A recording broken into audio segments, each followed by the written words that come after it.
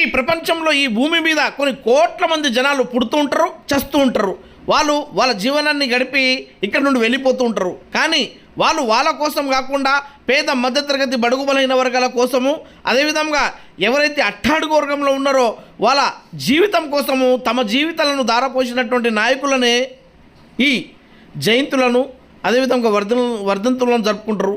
అందులో భాగంగానే మహాత్మా అనే బిరుదు కలిగినటువంటి మహాత్ముడు మన మహాత్మా జ్యోతిబా ఫులే గారు ఈ భారతదేశంలో ఉన్నటువంటి బీసీ మైనారిటీ దళితుల యొక్క జీవితాల్లో వెలుగు నింపి వాళ్ళ కర్తవ్యాలను గుర్తు చేసి విద్యను వాళ్ళకు అందించి గురుకుల పాఠశాలను స్థాపించి తాము ఈ భూమి మీద ఈ దేశంలో ఏ విధంగా తమ జీవితాన్ని గడపలను సూచించినటువంటి వెలుగు ఇచ్చినటువంటి ఒక సూర్యుడు. అందుకే అలాంటి వ్యక్తి యొక్క జయంతిని ఈరోజు మన బైసపట్నంలో ఉన్నటువంటి బీఆర్ఎస్ పార్టీ కార్యాలయము విలాస్ గారి నాయకత్వంలో నిర్వహించుకోవడం జరిగింది.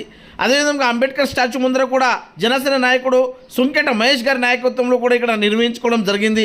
ఈ కార్యక్రమంలో భాగంగానే సుంకెట పోషెట్టి గారు, అదేవిధంగా సురేష్ గారు, సజ్జన్ గారు, పోషెట్టి గారు, అజీజ్ భాయ్ గారు తదితరులు పాల్గొనడం జరిగింది.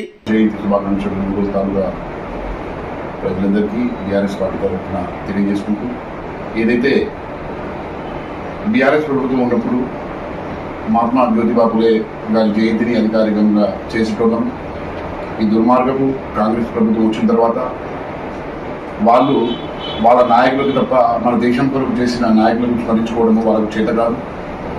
అలాంటి ప్రభుత్వం ఉన్నన్ని నాళ్ళు ఇలాంటి మహానాయకులకి కనుమరుగు చేసే కుట్రలో వాళ్ళ పేర్లు, వాళ్ళ ఫ్యామిలీ పేర్లు, వాళ్ళ గాంధీ కుటుంబం పేర్లు తప్ప వాళ్ళకి ఇలాంటి వారి చరిత్ర గుర్తు లేకుండా చేయడానికి ప్రయత్నిస్తుంది కాంగ్రెస్ ప్రభుత్వంకి. కనీసం వచ్చే సంవత్సరమైన ఈ జయంతిని అధికారికంగా ప్రకటించాలని చెప్పేసి మా బీఆర్ఎస్ పార్టీ తరఫున మా తరఫున డిమాండ్ చేస్తున్నాం. జై హింద్, జై తెలంగాణ.